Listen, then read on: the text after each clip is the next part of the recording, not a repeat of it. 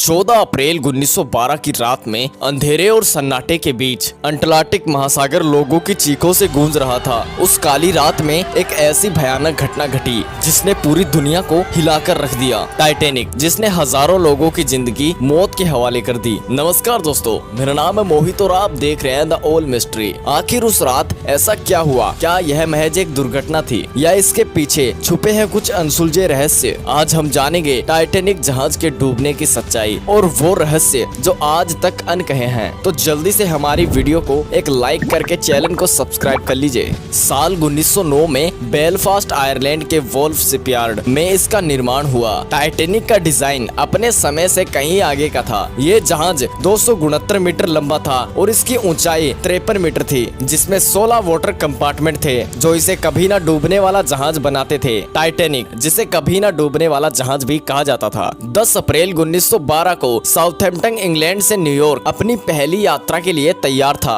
उस दिन इसे देखने के लिए शहर के लाखों लोग आए थे और लोग आते भी क्यों ना, ये जहाज था ही इतना लग्जूरियस। टाइटैनिक एक लग्जूरियस होटल था जिसमें प्रथम श्रेणी के यात्रियों के लिए यहाँ स्विमिंग पूल, जिम, लाइब्रेरी और रेस्टोरेंट जैसी सुविधाएं मौजूद थी। 10 अप्रैल 1912 को टाइटैनिक अपनी पहली यात्रा साउथहैम्पटन इंग्लैंड से न्यूयॉर्क अमेरिका के लिए रवाना हुआ। इसे चला रहे थे 62 साल के एडवर्ड जॉन स्मिथ। इसमें कुल 2240 पैसेंजर और क्रू मेंबर सवार थे। यात्रियों के लिए पहले कुछ दिन शांतिपूर्ण रहे। यात्रियों ने जहाज की सुविधाओं का आनंद लिया और अटलांटिक महासागर की सुंदरता को निहारा। तभी कोरोनिया शिप से आइसबर्ग होने की पहली चेतावनी मिलती है। यह आइसबर्ग अभी टाइटैनिक से 2 दिन की दूरी पर मौजूद था। टाइटैनिक पर सीनियर ऑफिसर जैक फिलिप्स इस वायरलेस रेडियो सिस्टम को ऑपरेट कर रहे थे और दूसरी ओर जहाज के साथ संपर्क में जुड़े हुए थे। फिर 14 अप्रैल को टाइटैनिक को आइसबर्ग होने की दूसरी चेतावनी मिलती है। वायरलेस ऑपरेटर जैक फिलिप्स इस चेतावनी को कैप्टन को बताते हैं और कैप्टन स्मिथ इनकी बातों को अनदेखा कर देते हैं, यह सोचकर कि समुद्र में आइसबर्ग मिलना आम बात है। इसके बाद लगातार 5 और चेतावनियां टाइटैनिक को मिलती है। अब बहुत ज्यादा रात हो चुकी थी और टाइटैनिक अपनी फुल स्पीड में आगे बढ़ रहा था। अब आइसबर्ग की दूरी टाइटैनिक से कुछ ही किलोमीटर दूर थी। अगले 10 मिनट में ये वहां तक पहुंचने वाले हैं। बिना इस बात की परवाह किए कि जिस रास्ते पर ये चल रहे हैं वहाँ एक बहुत बड़ी बर्फ की चट्टान है। 14 अप्रैल 1912 की रात को टाइटैनिक एक विशाल हिमखंड से टकरा गया। टकराहट इतनी तेज थी कि जहाज में बैठे सभी पैसेंजर हिल चुके थे। टकराहट के बाद जहाज के वाटर कंपार्टमेंट में पानी भरने लगा। कैप्टन स्मिथ शॉक हो चुके थे क्योंकि अभी तक जिस जहाज को अनसिंकेबल बताया जा रहा था अब वह डूब जाएगा। टकराव को अब 20 मिनट बीत चुके थे। फिर कैप्टन स्मिथ ने क्रू को डिस्ट्रेस सिग्नल भेजने का ऑर्डर दिया ताकि आसपास के जहाज उन्हें बचाने के लिए आ जाए। वायरलेस ऑपरेटर जैक फिलिप्स लगातार डिस्ट्रेस सिग्नल भेजे जा रहे थे, लेकिन उस रात उन्हें कोई भी जहाज बचाने के लिए नहीं आया। अब कैप्टन स्मिथ ने लाइफ बोट उतारने का आदेश दिया, लेकिन टाइटैनिक पर 20 लाइफ बोट्स ही मौजूद थी, जिससे सिर्फ 1200 लोगों को बचाया जा सकता था। लेकिन जहाज पर 2200 से ज्यादा लोग मौजूद थे। कुछ लोग अभी भी ये मानने को तैयार नहीं थे कि ये जहाज कभी डूब सकता है। टाइटैनिक में अब धीरे धीरे पानी भरने लगा और लोगों में अफरा तफरी मच गई। डूबने की खबर सुनने के बावजूद वहां पर आए म्यूजिशियन गाना बजा रहे थे। ऐसा इसीलिए ताकि मरने वाले लोग शांति से मर सके।